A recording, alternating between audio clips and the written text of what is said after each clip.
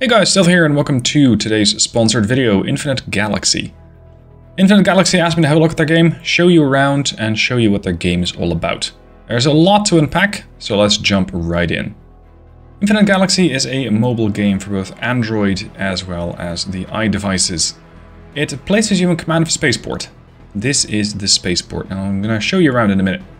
From here, you undertake missions, you build and command your fleet, and you deploy your flagship and research upgrades for your ships as well as your flagship. Now, from left to right, we have a couple of different options. We can do some shipbuilding as well as repair. The shipbuilding is important when it comes to your ability to build your fleets out bigger. If I want to be doing some shipbuilding, I currently only have a couple of options. I have the Falcon class frigate, the Griffin class destroyer, or the Phoenix class cruiser. This is just the beginning, because there are a lot of new ships and additional ships that you can research and then start to build. In the middle, we have both crew and research. Let's have a look at the research tree. There's actually 4 research trees that you can go down. Resources are going to allow you to mine stuff faster. You have the development tree, which is going to be a sort of overlapping tree that you are going to require for all other research projects, and this thing is pretty deep.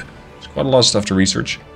Now, this being one of those games that has a mix of both active and idle gaming, meaning that some research projects you can complete right now, or you can say, you know what, I'm going to set this up, I'm going to come back in a bit, and then I'm going to pick up the research project from there and set up something else. We also have the military tree, and from here I can start getting, for example, better destroyers. I can start to research the Kraken class destroyer. And in order to do that, I needed one of the intermittent research projects, which was upgrading the research center itself. Aside from that, aside from research, we also have the ability to hire crew. Now, hiring crew is important because it accrues your space station, it accrues your ship, and crew gives you all sorts of bonuses. Currently, I have Helen Gremium and Jessica English, and they all have a command stat, combat stat, tech stat, and logistics stat. Now, this is all going to be a bit much to explain, but important to note is that these stats give bonuses to various different aspects of missions that you need to complete.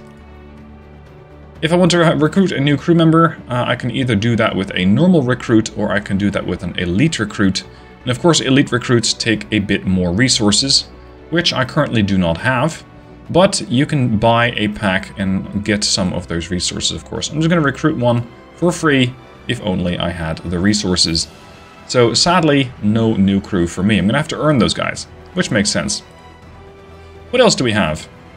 Well, we have the command of the whole spaceport. This is the spaceport as I have it. I'm currently trying to upgrade it to higher levels. I have the command center, the military dock, which produces the warships. It's the shipyard I just showed you. We also have the flagship dock, which is ability, well, its special ability is repairing flagships as well as upgrading repairs. Storage center, to make sure you can hold more resources. Defense center, making sure that you defend your own spaceport. It is a mobile game that includes other players, so you can expect to get hit by other players. And this is why it is important to keep your defenses up. Researching is going to be important to research bigger and greater projects. And currently I cannot upgrade mine because I need to get a higher tier command center.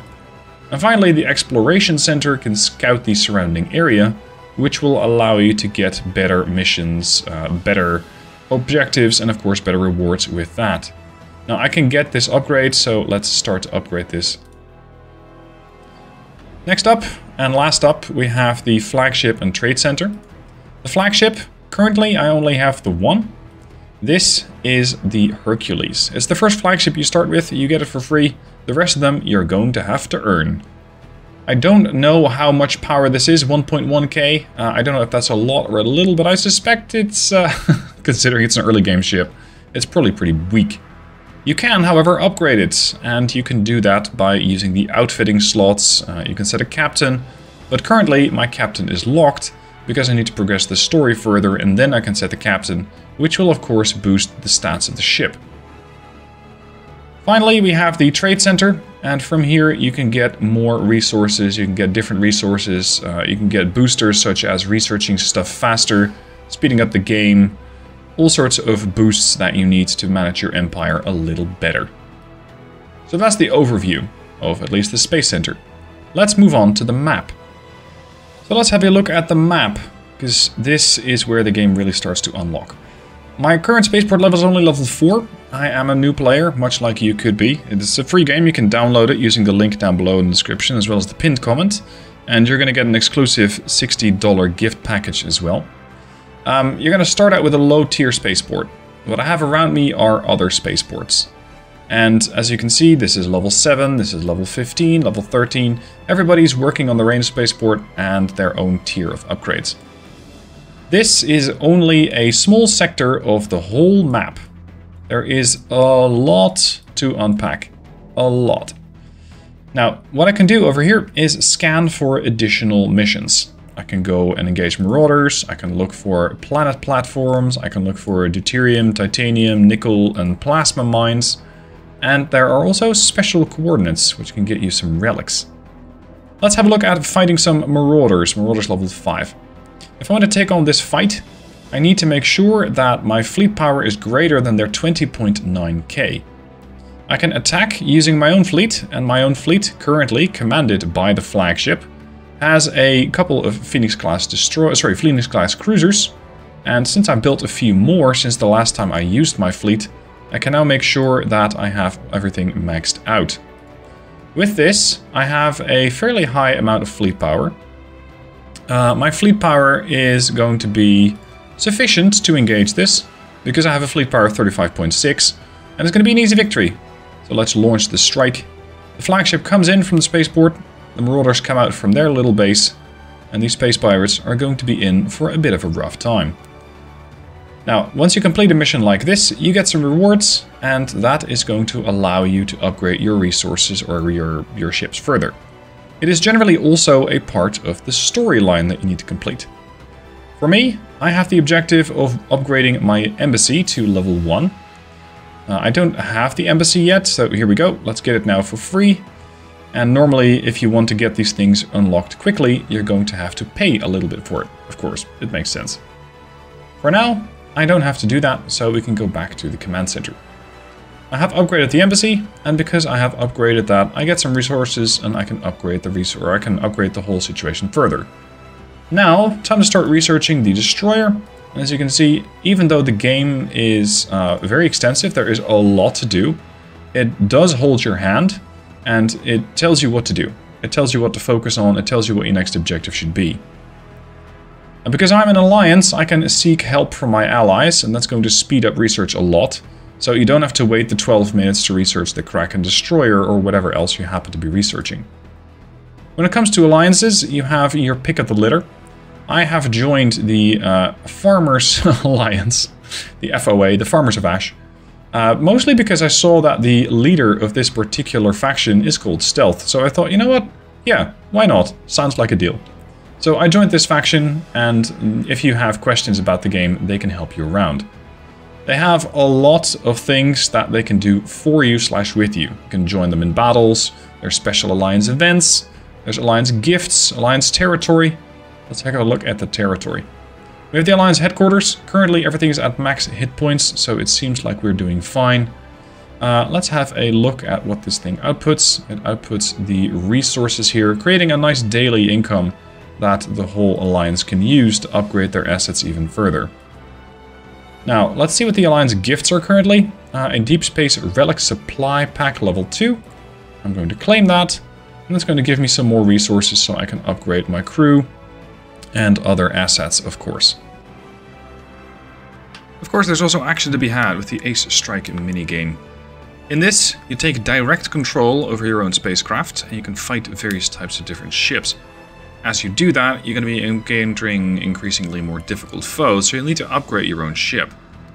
Of course, using this minigame, you're also going to be able to get resources to use in further improvements to your base, further improvements to your ships, and further improvements to the spacecraft that you're looking at right now. It's one of those nice little games to play when you're on the road, when you're waiting for something, and they generally don't take that much time.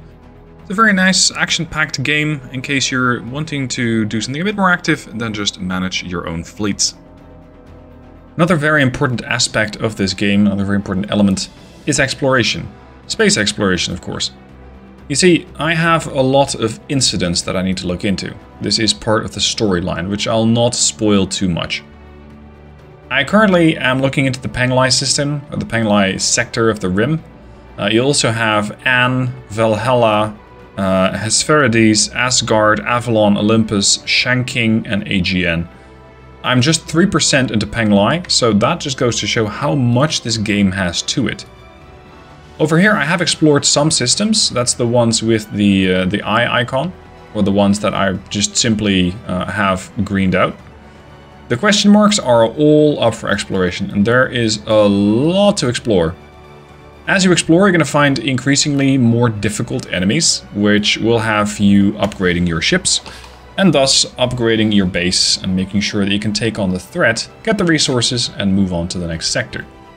That's kind of the appeal of this game as well. It has you constantly upgrading, it constantly gives you a new challenge, and it constantly has you coming back. But it's not one of those games that you have to grind all the time, which I think is a good system. Now, these are just a few of the things that you can do in this game. Things like PvP, I simply can't show you yet because I'm not advanced enough. I'm looking forward to exploring those myself. Taking down other players, looking to get their resources. It's a bit of PvP. It's not for everybody, and I don't think it's mandatory either. So, click on the link down below in the description, click on the link down below in the pinned comment, and download the game for either your Android device or your iDevice. And you're gonna get a free $60 exclusive gift pack.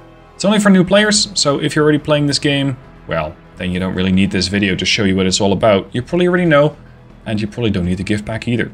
Click on the link down below, install the game, and have some fun with Infinite Galaxy.